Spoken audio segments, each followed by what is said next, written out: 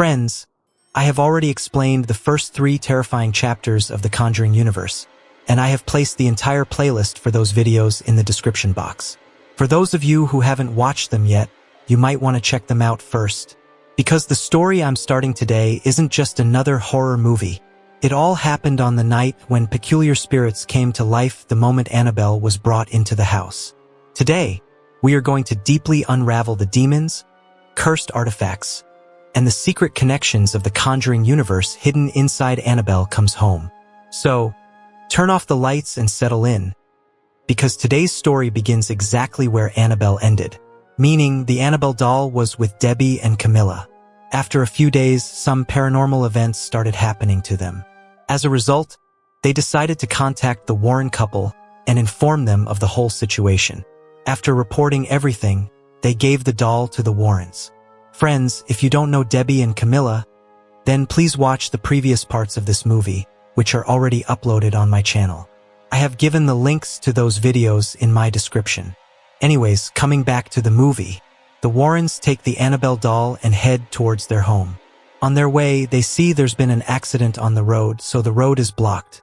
Due to this accident, the Warrens have to go 3 miles back and take a different route. Now, on this road, there was also the Mary's Well Cemetery. And surprisingly, the Warrens' car stops right there. Now, Ed gets out of the car and tries to fix it. Suddenly, Lorraine sees the spirit of a girl sitting in the back seat of the car. She was probably the victim of that car accident. Suddenly, the spirit says, "I like your doll." Friends, this was the exact statement that Annabelle Higgins had said in the Annabelle movie. I'm pointing out this particular statement here because in this video we will learn about Annabelle's true power. Anyway, in this scene, we see many spirits who were perhaps being attracted to the Warrens from the Mary's Well Cemetery. Among them, one spirit pushes Ed into the middle of the road so he would be run over by a moving truck. But Ed was very lucky. As a result, he somehow survives. The Warrens understood that all of this was being done by the Annabelle doll. That's why they quickly take the doll and reach home. At home, the Warrens place the doll on a chair inside their occult museum. But ever since the Annabelle doll arrived at this museum, strange things start happening, like a monkey toy moving by itself, the clock hands turning backward, etc. After seeing all this, the Warrens, with the help of a father, confine the Annabelle doll in a glass casing that was brought from the Holy Trinity Church. Friends, we still don't know what demon is inside Annabelle, but we have understood that the Annabelle doll attracts all kinds of spirits to itself. Yes, friends, this is the Annabelle doll's real power. She can weaken all kinds of spirits and make them attack her victims. Next, the scene changes to 1 year later. Here we see Judy, the daughter of Lorraine and Ed. Judy was reading a news article while having breakfast. The article was about her parents. It stated that Ed was a demonologist and Lorraine could fight demons with her psychic abilities. There was also a question posed here. Are they heroes or a hoax? This article represents the real life of the Warrens because they were asked the same question many times.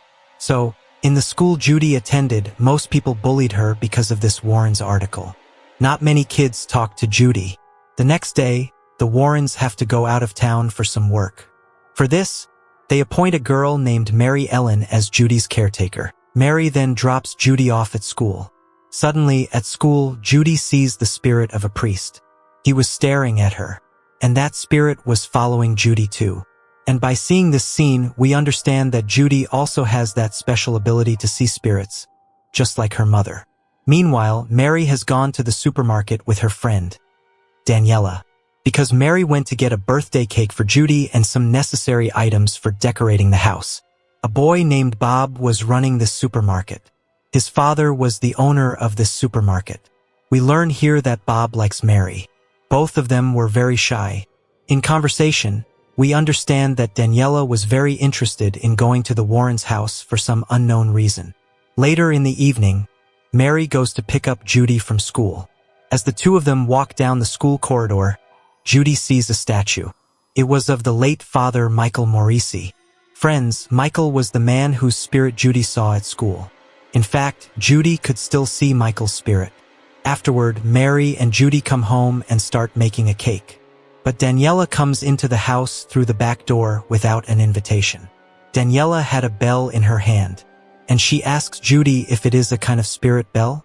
In reply, Judy says it's just a normal bell that her mom uses. Daniela was very interested in all of the Warrens' occult items, and she also wanted to explore their house. For this, she gifts Judy roller skates. Playing with the skates, Judy and Mary go outside the house. And now, Daniela was alone inside the house, and she tries to open the Warrens' occult museum. But the room was locked. So Daniela tries to contact spirits from outside the room. Obviously, nothing happens by doing this. For this, Daniela goes to the Warrens' office room while looking for the key. There, Daniela finds the key behind a photo, and with the help of the key, she opens the door to the occult museum. Friends, Daniela was actually trying to contact her deceased father, whom she called Darling Dad. And for contacting him, there was no better place than the Warrens' occult museum. This is why she wanted to enter the Warrens' house, and she has now entered the museum as well. Afterward, Daniela touches many artifacts kept in that museum. Friends, I will talk about these artifacts at the end of this video. In the middle of all this, we see the Annabelle doll suddenly falls inside the glass box, and Daniela, out of curiosity, opens that glass box. Just then, Judy's birthday cake kept in the oven starts burning, which triggers the fire alarm. And upon hearing the sound of that alarm, Daniela, in fear, leaves the Annabelle doll's glass box open and flees from there. From this scene, we clearly understand that the Annabelle doll is now free, and danger is about to happen very soon. A little while later, someone knocks on the door of the Warrens' house, and when Mary looks through the peephole of the door, she doesn't see anyone outside. When she opens the door, Mary sees Bee from the Annabelle creation movie. She was talking about playing with Annabelle. Within moments, Bee vanishes from there. Meanwhile, Daniela sees her father's spirit inside the house. Following him, Daniela goes inside the house. Judy also follows Daniela from behind, where she sees the Annabelle doll sitting on the chair. Suddenly, the crosses in the room turn upside down. Suddenly, Judy finds a note lying under the bed. It read, "Miss me." Friends, we saw some notes like this in the Annabelle creation movie, where Bee used the note to play hide and seek by writing, "Find me." In fact, in the film, Annabelle used that note to attract Janice to herself. Anyways, Judy sees a spirit roaming in the room. Suddenly, the spirit attacks Judy with a knife. To save herself from this attack, Judy uses a cross, and she starts screaming loudly. This scene is similar to a scene from the Nun movie, because there too Valak repeatedly attacked Irene. Next, we see Mary coming to Judy in the story. She comforts Judy. Judy then says, "I don't know why, but I can see spirits." Hearing this, Mary says that not all spirits are bad. Some spirits are good too. Meanwhile, Daniela starts looking for the exorcism case files done by the Warrens, and she finds them. These case files contained information about the Hellhound, the Bride, and many other spirits. Along with these files, tape recordings were also kept there. Daniela plays a tape from there, where the Warrens were performing an exorcism on someone.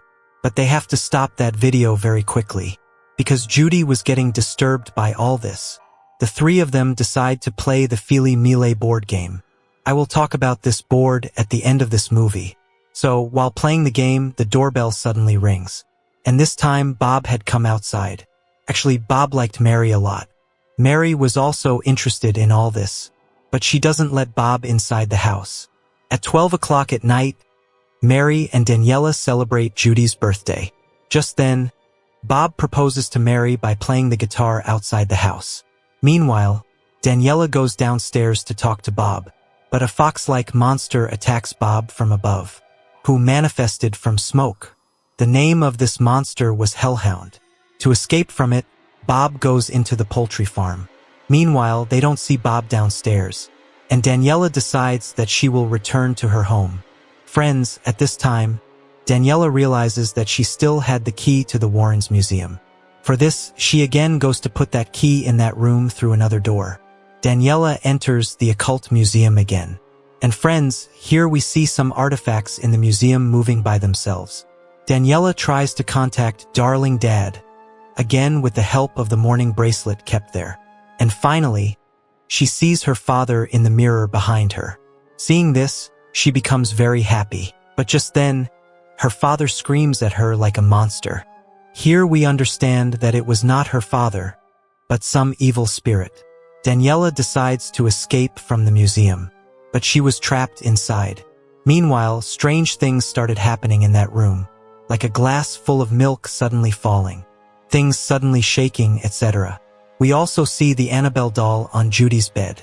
And on this side, the toy monkey in the museum starts moving by itself.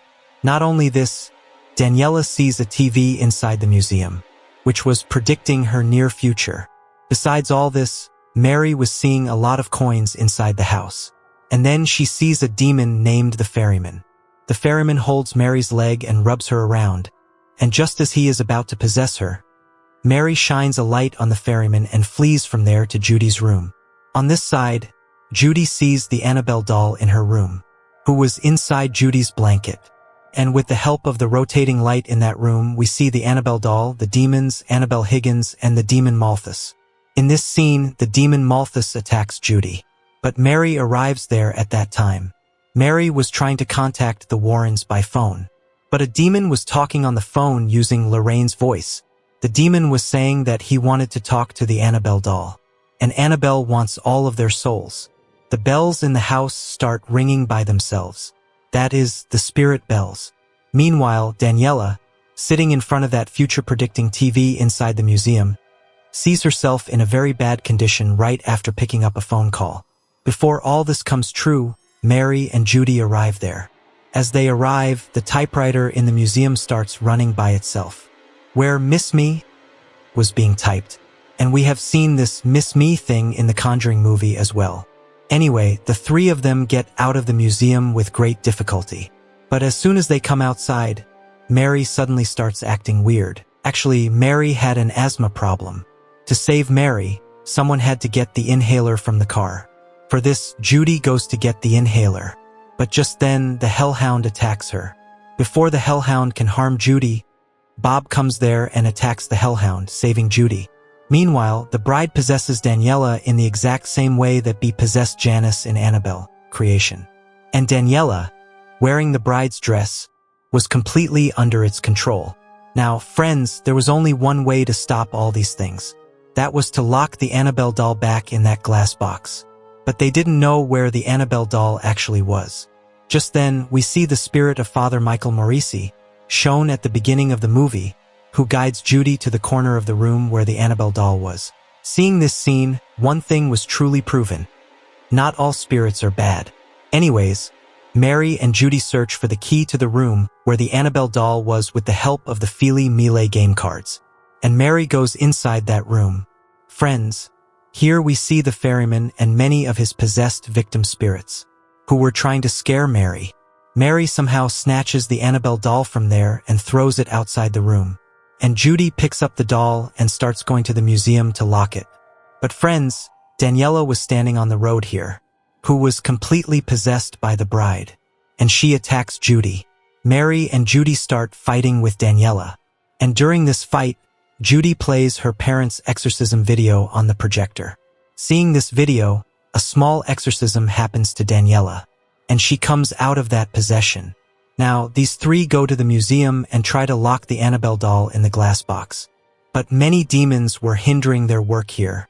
Judy was keeping those demons from coming forward with the help of a cross. And finally, Daniela locks the Annabelle doll in the glass box. As soon as this happens, the strange things happening in the house suddenly stop. And at that time, Bob also arrives there. Then Judy says that Bob saved her from the hellhound. Hearing this, Mary is impressed. The four of them spend the night together in that room. And the very next morning, Ed and Lorraine return home. Judy tells her parents everything. Hearing this, they comfort Judy. Besides, it was Judy's birthday party today, where many children come. And now everything becomes normal again, like before. Afterward, we see Lorraine talking to Daniela, where we learn that Daniela wanted to contact her father's spirit because she blamed herself for her father's accident. Lorraine says, "I talked to your father. He said that the accident was not your fault at all. And your father is proud of you." Along with this, Lorraine also gives the mourning bracelet to Daniela. After this, we see everyone celebrating Judy's birthday together at the end of this movie. And this movie ends here. So friends, this was the story of the movie Annabelle Comes Home. And this movie is a very straightforward movie. This movie is very easy to understand. But the details of all the demons shown here are not known to many people. So, friends, I am now telling you about all the demons. So friends, first of all, we will talk about the ferryman. Friends, the ferryman is a demon who offers to transport people's souls to the afterlife for a price. But in reality, he catches and tortures people's souls. Friends, price here means coins, which are called obols. We also saw these coins in the movie. That is why we see coins over the ferryman's eyes. And in this movie, we also saw the souls imprisoned by the ferryman. The Warrens investigated the ferryman on the day this demon made a girl his prey. The Warrens blessed the ferryman's coins and kept them in the museum. And Daniela also touched those coins. The next demon is the bride.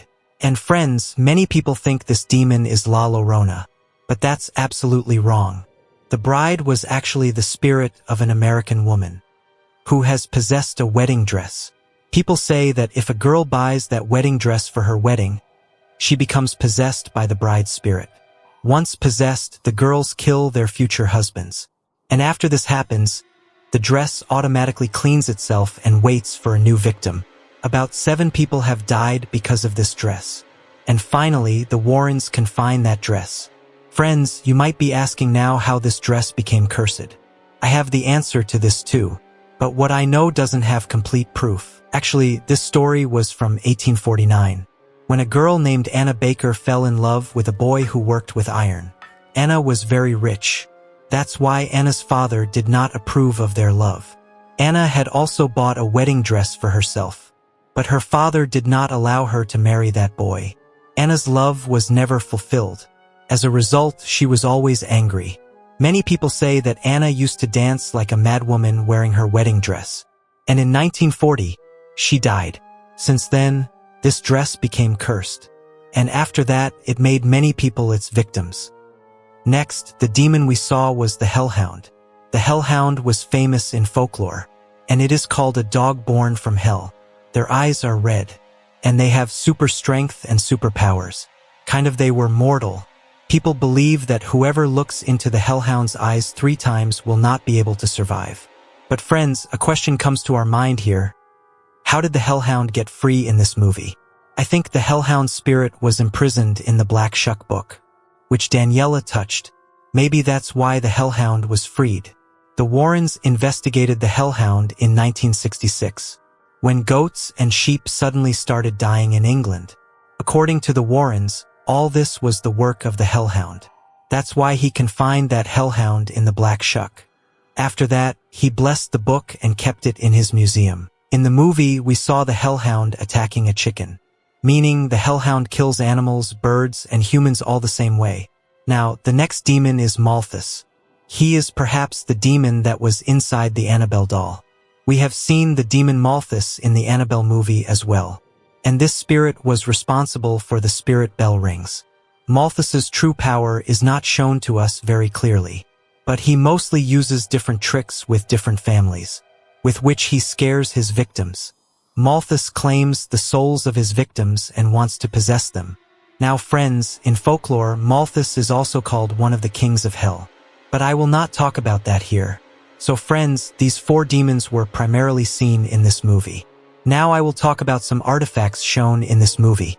First of all, among the artifacts, I will talk about the samurai armor, from which strange noises kept coming. And we also saw this armor moving. So, friends, this spirit was of a Japanese samurai, who used to kill innocent children, women, and men. When this samurai died, his spirit possessed this armor. That is why strange noises keep coming from inside the armor. Actually, this sound was of the samurai's victims. The Warrens said they blessed the armor and kept it in their occult museum in 1950. Besides the samurai armor, we also saw the toy monkey and the music toy, which we also saw in the Conjuring movie.